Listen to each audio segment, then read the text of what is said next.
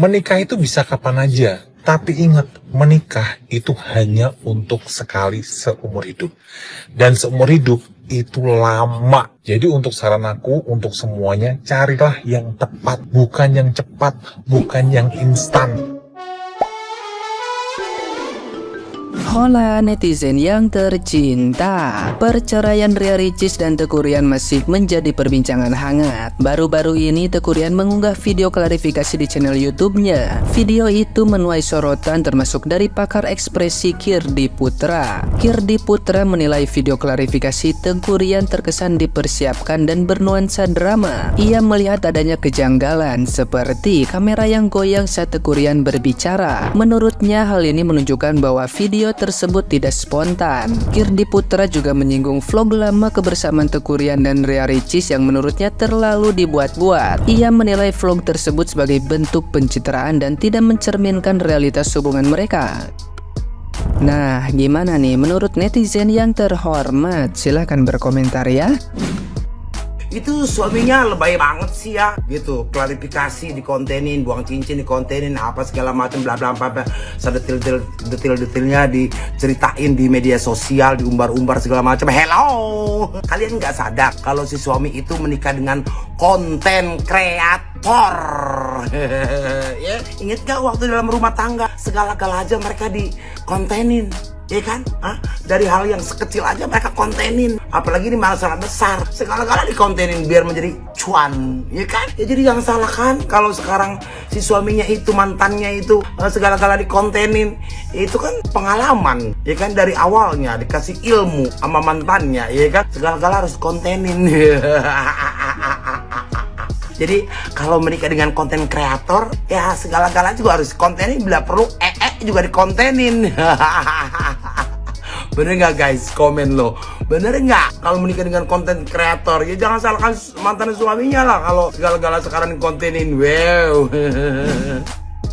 Kemarin kan suami YouTuber ada klarifikasi tuh. Terus ada satu konten kreator yang mengomentari klarifikasinya. Dia bilang kayak suaminya tuh terlihat sayang banget sama istrinya. Cuma kalau menurut gue tuh kebalikannya. Poin yang pertama ya, menurut gue keputusan dia klarifikasi itu salah besar. Karena apapun yang lo katakan, apapun yang lo luruskan gitu ya, pasti lo akan menyakiti pihak si istri. Makanya terlihat kan pas dia klarifikasi itu, dia nggak cuma meluruskan doang, tapi ada fakta baru yang disebutin. Dan faktanya itu ngebuat nama si istri itu jelek. Ya kalau suami yang bener gitu ya, harusnya lu nggak perlu nyebutin fakta itu gitu di publik. Itu kan namanya lu mencoreng nama ibu dari anak lo atau nggak mantan istri lo. Karena masalah rumah tangga atau masalah keluarga tuh ya biar lo keep aja berdua gitu loh. Pihak publik tuh ya nggak perlu tahu masalah lu. Kalau masalah gugatan ini kan emang bocor ke publik kan. Jadi ya sama-sama diem aja gitu loh. Pihak ceweknya diem, pihak cowoknya diem, ya biarin aja tuh kabar berita ngambang bener enggaknya gitu. Terus yang kedua ya, ini kan mereka baru aja cerai gitu ya. Nah harusnya kalau emang mereka saling kehilangan gitu ya, pakai momen after cerai ini untuk introspeksi diri. Namanya rumah tangga lo hancur gitu kan, gimana sih, pasti kehilangannya tuh sedih banget gitu. Beda kalau misalkan lo tuh nggak ngerasa kehilangan ya. Makanya si suami ini gue ngeliatnya jadi kayak lebih sibuk klarifikasi, ngomong sana ngomong sini, padahal ceweknya diem aja gitu loh.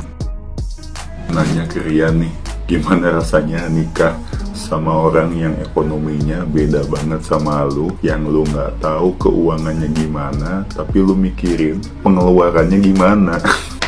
Karena lu ngerasa itu bagian dari tanggung jawab lu sebagai seorang suami. Gimana rasanya? Kalau menurut gue sih ya, menurut gue nih, kalau lu mau kondo, nggak mungkin lu sepusing itu dalam rumah tangga lu, tuh nggak mungkin. Gue kenal banyak orang mau kondo dan gak sepusing lu. Ya udahlah, terima aja lah, oke? Sebenarnya banyak yang bahas masalah perceraian Ria Ricis dengan Teuku Ryan itu lebih ke masalah hubungan mertua yang kurang baik, hubungan dengan ini, masalah ini. Tetapi intinya kenapa sampai Ricis itu menggugat suaminya, kalau menurut pendapat saya, kalau masalah-masalah lain itu sebenarnya dikatakan masalah sepele, salah ya, tapi memang itu masalah yang sebenarnya bisa diselesaikan ya. Gampang banget untuk menyelesaikan masalah-masalah yang sekarang ini yang terpampang di gugatan itu, masalah minum air es, masalah mertuanya ini, masalahnya itu. Yang penting ya, komunikasi dan kedekatan antar suami istri. Tapi gimana mau menyelesaikan ini masalahnya? Kalau menurut saya si Rian ini udah nggak ada hasrat ya, yang namanya sama Ricis itu nggak punya hasrat. Kita lihat sendiri dari gestur tubuhnya dia, kita lihat. Dan hanya orang yang tidak punya hasrat terhadap wanita yang menganggurin wanitanya sampai berbulan-bulan. Kalau laki-laki itu berhasrat, ini apalagi ini masih pengantin baru. Kalian ini ibu-ibu terutama ya, bunda-bunda yang udah punya suami berpengalaman lah pasti ya. Gimana kalau suami itu kalau masih pengantin baru, dalam arti kata masih setahun menikah, 2 tahun itu masih baru ya. Ibarat kata itu masih bergejolak. Jangankan pengantin baru, pengantin lama aja makin lama makin bergejolak ya. Ini kayak nggak punya hawa nafsu, nggak punya hasrat, istri dianggurin sampai berbulan-bulan. Jangankan berbulan-bulan, suami yang normal itu seminggu 2 minggu aja nggak minta, itu udah nggak termasuk langka. Apalagi sampai berbulan-bulan. Nah itu aja yang dipertanyakan. Itu kenapa? Nggak punya hasrat kah? Takut kah? Atau gimana? Nah, itu yang dikatakan Satria ini kalau menurut saya ini agak benar.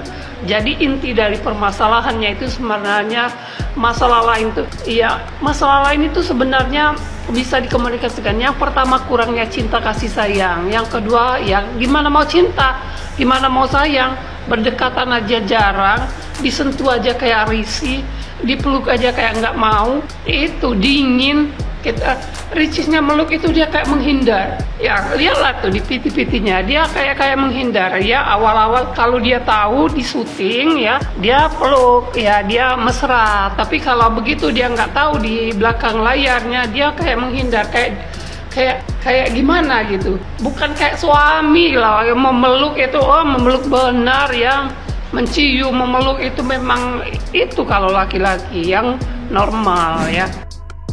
Kesimpulan yang bisa diambil dari perceraian Ria Ricis dan Tengku Rian adalah kurangnya komunikasi yang baik antara suami dan istri dan mertua dan menantu. Jadi sebenarnya masalahnya itu hanya kurang komunikasi antara suami dan istri, terus juga kurang komunikasi antara mertua dan menantu gitu ya. Akhirnya terjadilah masalah yang sebenarnya masalahnya itu bisa diomongin antara suami dan istri, cuman dua-duanya udah keburu, yang satunya sensitif, yang satunya lagi juga nggak peka gitu ya, yang satunya lagi juga entah gimana hatinya, perasaannya dia nggak bisa ngertiin yang di istrinya, dan istrinya juga sensitif banget gitu. Jadi akhirnya terjadilah perceraian ini karena dua-duanya nggak bisa nemu nih gitu, nggak nemu nih gimana nih, karena gue belum menikah. Tapi gue akhirnya bertanya lah kepada nyokap gue tanya ke nyokap gue, menurut nyokap gue gimana nih tentang masalah perceraian si Ria Ricis dan Tengku Rian ini. Nyokap gue bilang kalau di setiap rumah tangga itu pasti ngalamin yang dialami sama Ricis, even nyokap gue gitu. Bahkan nyokap gue dulu itu hampir banget bercerai karena bokap gue sempet selingkuh kan, bukan selingkuh sih, poligami tuh. Bokap gue poligami kan, sempet hampir bercerai, cuma nyokap gue bertahan karena ada gue. Waktu itu gue sama adik gue masih kecil gitu ya. Sampai sekarang alhamdulillah, sampai sekarang masih baik-baik saja, malah tambah harmonis gitu kan. Karena memang namanya pernikahan, apalagi kata nyokap gue nih, pernikahan di usia 2 tahun, 5 tahun itu tuh lagi bener-bener yang kayak diuji, bener-bener diuji banget gitu. Kalau kita nggak siap, kalau kita bener-bener nggak bisa ngelewatin ini bareng-bareng, nggak bisa selesai ini bareng-bareng nih suami dan istri, ya udah selesai pernikahannya gitu. Jadi kuncinya kalau pernikahan kita lagi dihantam badai gitu ya, kata nyokap gue, salah satunya ada yang mau ngalah, ada yang mau egonya diturunin, gengsinya diturunin. Salah satu di antara dua ini, salah satu harus ada yang ngalah gitu. Kalau nggak ada yang mau ngalah, dua-duanya sama-sama batu, sama-sama keras gitu ya, sama-sama nggak bisa diturunin, ya udah selesai. Dan juga sebenarnya ini tuh makin panas, makin digoreng-goreng adalah setiap ada postingan nih yang netizen bikin postingan tentang Tengku Rian misalkan gitu, nanti Ricis komen. Nanti kalau misalkan ada postingan tentang Ricis, nanti si Riannya komen gitu di postingan itu gitu kan. Jadi netizen ini merasa mereka dikasih tempat nih, kita nih dikasih tempat sama mereka berdua ini untuk membakar gosip mereka ini gitu, tentang perceraian mereka, karena mereka yang kasih gitu. Udah goreng aja nih, orang gue juga ikut komen, gue juga ikut nyemplung di situ gitu loh. Nggak akan selesai, ya udah kayak gitu terus, bakal begitu terus gitu ya. Kita doain aja yang terbaik, karena di sini korbannya satu, korban itu Moana. Kita doakan semoga Moana bisa bertumbuh menjadi anak yang baik, anak yang pintar, anak yang solehah gitu ya. Semoga dia dapat perhatian, walaupun orang tua sudah bercerai gitu ya, tetap dapat perhatian yang utuh dari papanya dan juga dari mamanya. Kita doakan yang terbaik aja.